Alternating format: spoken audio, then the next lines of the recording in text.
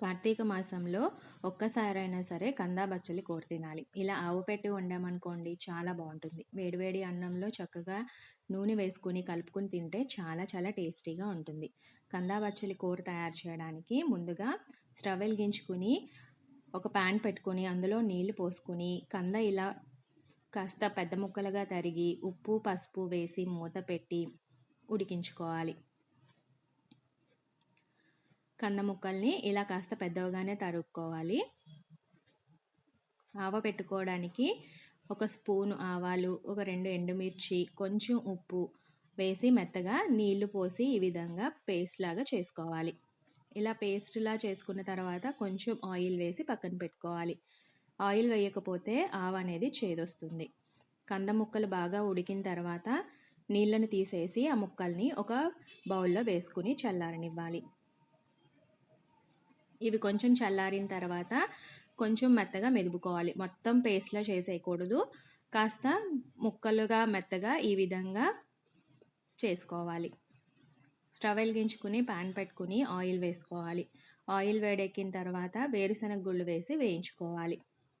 ఇవి కొంచెం వేగిన తర్వాత మిగిలిన పోపు దినుసులన్నీ వేసుకోవాలి.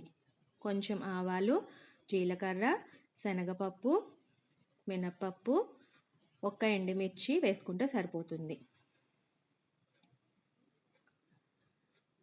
పోపు కాస్త వేగిన తర్వాత ఇందులో పచ్చిమిర్చి ముక్కలు వేసి పోపుని వేగనివ్వాలి.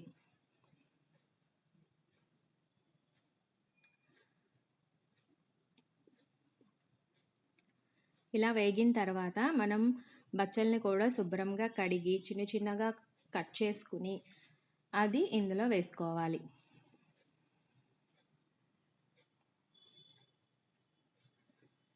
చాలామంది కందతో పాటే బచ్చలు కూడా ఉడకబెట్టేస్తారు. సో బచ్చలి ఆకుకూర కాబట్టి పోషక విలువలన్నీ కూడా వాటర్తో పోతాయి. అలా కాకుండా కంద వేరేగా ఉడకబెట్టుకుని బచ్చల్ని ఇలా పోపులో వేసి చేసుకున్నామనుకోండి, బచ్చల్లో ఉన్న పోషకాలన్నీ కూడా అలాగే ఉంటాయి. బచ్చలి కొంచెం వేగిన తర్వాత అప్పుడు ముందుగా మనం మెదిపి పెట్టుకున్న కంద ముద్దను అందులో వేసుకుని బాగా కలుపుకోవాలి. అదేవిధంగా రుచికి సరిపడా చింతపండు గుజ్జును కూడా వేసుకోవాలి. ఆల్రెడీ మనం కంద ఉడకపెట్టేటప్పుడు ఉప్పు వేసాము. అదేవిధంగా ఆవ ముద్దలో కూడా సాల్ట్ ఉంటుంది కాబట్టి సాల్ట్ అనేది చూసుకుని సరిపోకపోతే చివర్లో వేసుకోవాలి. ఇలా మూత పెట్టి 2 నిమిషాల పాటు దీన్ని ఉడికించుకోవాలి. చివరిలో ఒక చిన్న బెల్లం ముక్క లేదా ఒక స్పూను బెల్లం పొడిని వేసుకుని కలుపుకుంటే కంద కూరకి మంచి టేస్ట్ అనేది వస్తుంది. ఇప్పుడు స్టవ్ ఆఫ్ చేసి దీన్ని మొత్తం చల్లారనివ్వాలి. బాగా చల్లారిన తర్వాత మాత్రమే ఆవ ముద్దను వేసుకోవాలి. వేడి మీద వేస్తే చేదొస్తుంది. కూర మొత్తం చల్లారిన తర్వాత ఆవ ముద్ద వేసి బాగా కలుపుకుంటే ఎంతో టేస్టీ అయిన కందా బచ్చలి ఆవకూర రెడీ. ఈ వీడియో నచ్చితే ఛానల్ని సబ్స్క్రైబ్ చేయండి. Thank you.